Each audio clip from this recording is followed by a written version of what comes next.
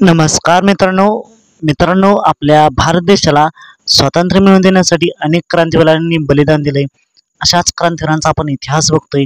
इतिहास क्रांतिवीरांचा या सिरीजमध्ये यामध्ये आपण सर्वप्रथम बघणार आहोत सुमारे 100 वर्षापूर्वी स्वातंत्र्यपूर्व काळात इंग्रजांच्या दडपशाही विरुद्ध तसेच गावगुंडांच्या अन्यायाविरुद्ध शूरपणे लढलेल्या परंतु इतिहासाने दखल न घेतलेल्या दोन वीरांची सत्य कहाणी म्हणजेच बाजा बायजा एक सत्य कहाणी. मित्रांनो, यामध्ये आपण 1 ते 10 भाग आपले पूर्ण झालेत.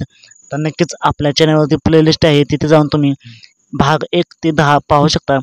मित्रांनो, भाग 1 ते 10 नक्कीच पहा, तेव्हाच तुम्हाला भाग 11 समजेल, कारण ही आहे एक सत्य कहाणी.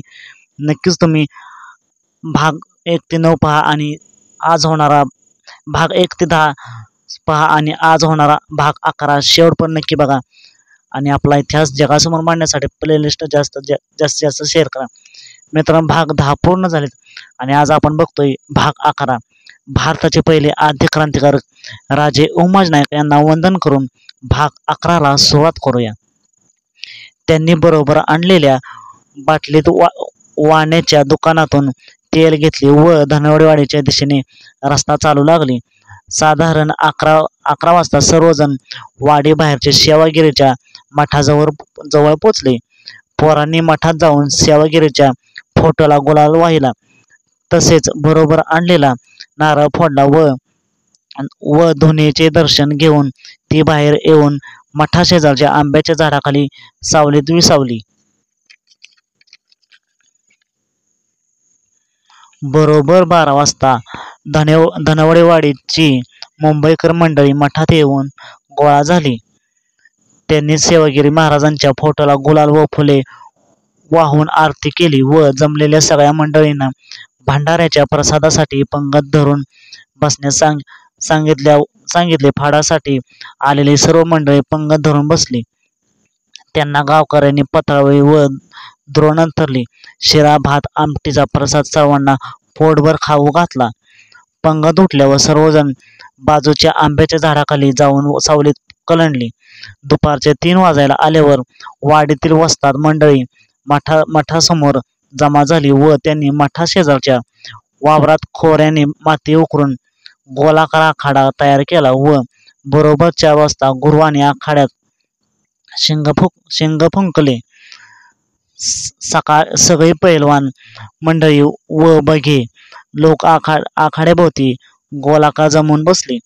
पहिल्यांदा लहान मुलांच्या बत्ताशे व नारळावर कुस्त्या झाल्या. त्यानंतर 25 रुपयांच्या व त्यावरील 100 रुपयापर्यंतच्या कुस्त्या सुरू झाल्या. पुकळेवाडीची बरेच पहिलवान मंडळी फाडावर आली होती. त्यांनी 100 रुपयांच्या 4 कुस्त्या जिंकल्या. खिंडीतली पोरं पण फाडात उतरली व त्यांनी 100 ते 150 रुपयांच्या 4-5 कुस्त्या जिंकल्या. दिवस मावळतीला गेल्यावर शेवटची 501 रुपयांची कुस्ती लावण्याच्या इराद्याने वस्ताद मंडळी आलेल्या लोकात मिसळली व त्यांनी पहिलवान मंडळींची चाचपणी सुरू केली. पुकळेवाडीचा नाथा पहिलवान कृष्णाखाटच्या बागायतदारांच्या पोरांबरोबर राहून चांगली मेहनत करून 4 डाव शिकला होता. त्यांनी चौकडीची लुंगी नेसली होती. त्याचा हातात धरून एक पंच त्याला जोड कोण धरणार म्हणून विचारणा करीत सगळ्या आखाड्यात गोलाकार फिरत होता. तसा मल्हारी आखाड्यात शिरला व पंचाजवळ जाऊन मी कुस्तीला तयार आहे असे पंचास सांगितले. त्या पंचाने दोघांच्या नावाचा पुकार करून दोघांना कुस्तीस तयार होण्यास सांगितले. पहिलवान नाथा फड सोडून आपल्याबरोबर आलेल्या पोरांच्या घोळक्यात गेला. त्याने आपल्या अंगावरील पैरण व लुंगी सोडून पोरांजवळ दिली. त्याने लंगोटीवर पिवळे रेशमी खिस्तक चढविले. एका पोराने त्याला लांगेवर किस्तक ओढण्यास मदत केली. बरोबरच्या पोराने त्याच्या अंगाला तेल चोपडले व दोन्ही हात वर करून डाव्या उजव्या बाजूला हात हलविले. कमरेत वाकून पाठीला बाक देऊन अंग ढिले करून फाडात उतरला. त्याने फाडात पाऊल ठेवताच मातीला उजवा पाय लावून कपाळाला हाताचा स्पर्श करून फाडाला नमस्कार केला व पळत येऊन मध्यभागी उभा राहिला व उजवा पाय गुडघ्यात दुमडून व तळव्यावर उचलून त्याने उजव्या हाताने डाव्या दंडावर शेड्डू ठोकला. त्याचा आवाज फडभर घुमला. नंतर उजव्या पायाच्या मांडीवर हाताने थोपटत तो उड्या मारत राहिला. सगळ्या अंगावर तेल चोपडल्याने त्याचे निमगोरे अंग चमकत होते.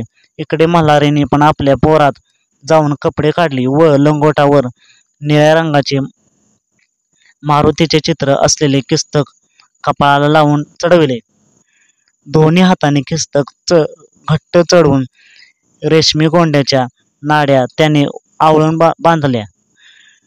नंतर त्याच्याही अंगाला पोराने तेल चोपडले. मल्हारी काळ्या रंगाचा उंच पोरा होता. त्याचा बांधा सडसडीत होता. त्याच्या दंडावरच्या बेडक्या स्पष्ट दिसत होत्या. पाय वाळलेल्या बाबळीच्या लाकडी ओढक्यागत भरदार दिसत होते. त्या मानाने नाथा निमगोरा व आडव्या अंगाचा बुटका गडी होता. त्यांची उंची मल्हारीपेक्षा कमी होती. त्याची छाती भरदार व रुंद आडवी होती. त्याने बारीक दाढी ठेवली होती. त्याचे डोळे जरा बारीक होते. तालमीत कुस्ती करताना पोरांच्या हाताच्या कानावर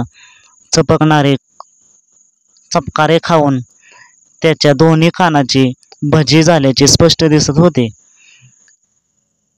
गट्टीगत त्याचे अंग होते.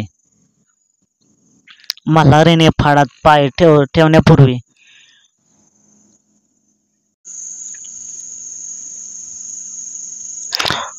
गळ्यातला चांदीचा आडवा ताईत कपाळाला लावला व फाडात पाय टाकून पळतच नाथाजवळ येऊन उभा राहिला व त्याने पाय उचलून दंडावर जोरात शेड्डू ठोकला.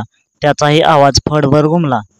नंतर वाडीचा एक पंच त्या दोघांच्या मध्ये येऊन उभा राहिला. त्याने नाथाचा उजवा हात उचलून वर धरला व तोंडाने जोरात म्हणाला, उकळेवाडीचा नाथा पैलवान यशवंत पैलवानाचा पठ्ठा.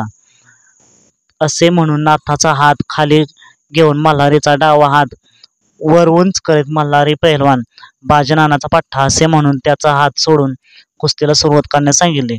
दोन्ही पैलवान एकमेकासमोर तोंड करून उभे राहिले. तेलाचे हात घसरू नयेत म्हणून फाडातील मोठभर माती मल्हारीने नाथाच्या खांद्यावर टाकली. तसेच नाथानेही मल्हारीच्या खांद्यावर माती टाकली.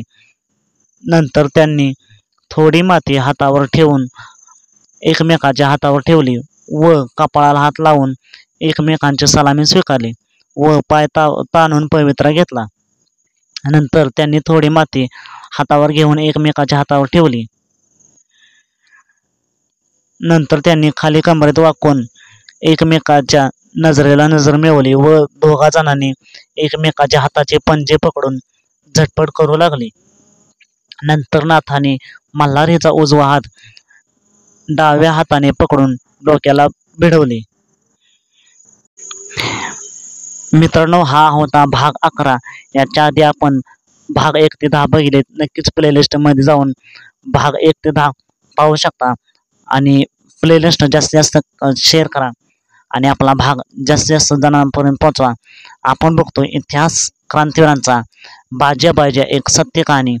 यापुढे देखील मित्रांनो आपण उद्या भाग 12 पाहणार आहोत आणि यापुढे इतर भागांमार्फत इतिहास क्रांतिवीरांचा बाज्या एक सत्य कहाणी संपूर्ण पाहणार आहोत. तर असेच नवीन व्हिडिओ पाहण्यासाठी आताच आपल्या चॅनलला सबस्क्राईब करून ठेवा, लाईक करा, शेअर करा आणि जास्तीत जास्त लोकांपर्यंत आपला इतिहास पोहोचवा.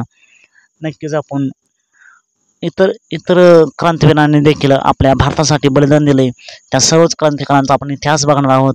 इतिहास क्रांतिवीरांचा या सिरीजमध्ये चला तर मग भेटूया पुन्हा एकदा एका नवीन व्हिडिओमध्ये एका नवीन भागासह. इतिहास क्रांतिवारांचा बाजा बैजा एक सत्य कहाणी.